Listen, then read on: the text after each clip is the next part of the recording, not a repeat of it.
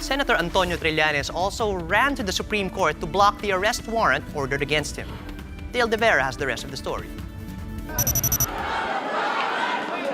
This is reminiscent of the time Senator Leila de Lima's supporters flocked the Supreme Court to support the senator's bid to have her arrest warrant voided and the drug charges against her junked. But the High Court decided against her and she remains in jail. Now, her fellow opposition senator and another critic of the president, Antonio Trillanes IV, is approaching the Supreme Court to avoid suffering the same fate that has befallen de Lima.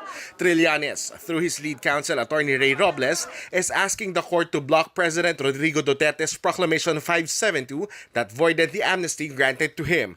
Ultimately, Trillanes is asking the court to declare it null and void ab initio, meaning it has no legal basis to begin with. That's the same premise surrounding Proclamation 572, which argues that the amnesty Trillanes received is not legal at the onset because he apparently failed to comply with the basic requirements. Trillanes' camp is also asking the High Court to issue a temporary restraining order against the proclamation because it will violate the senator's right to due process if he is arrested. The senator's legal counsel insists that what Malacanang is doing is a clear act of political harassment. We believe it is unconstitutional for a number of grounds,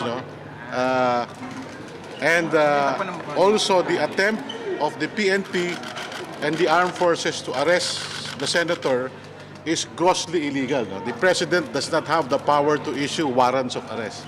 Robles further echoes the embattled senator's claims that to try him for the same cases is an act of double jeopardy. Robles explains the amnesty has already cleared his client of his previous offenses.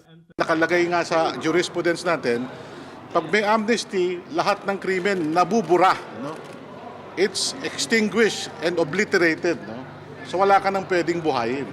Robles asserts that the palace's decision to void Trillanes' amnesty also violates separation of powers, especially that the amnesty has the concurrence of Congress. Former Congressman and Magdala soldier Ashley Asedillo submitted a copy of Trillanes' amnesty certificate and other documents proving that the embattled senator is a private citizen and has complied with the requirements.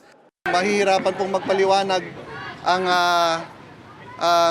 atin pong ang sandatahang lakas kung paano sila magkakaroon ng jurisdiction po kay Senator Trillanes.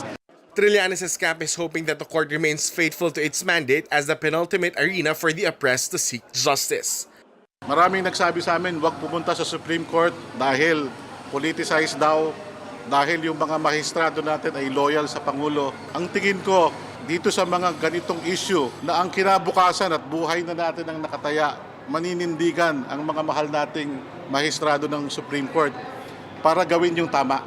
Reporting for News 5, Dale De Vera, we are One News.